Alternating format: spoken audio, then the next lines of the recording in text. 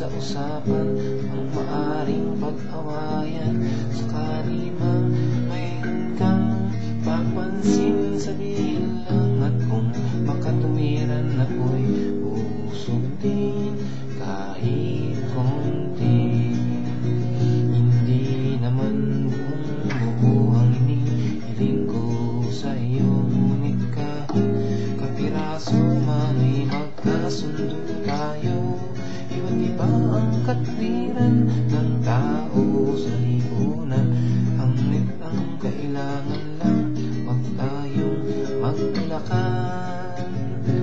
O kay raming suliraning oras dumarating, kahit di kayang magkasing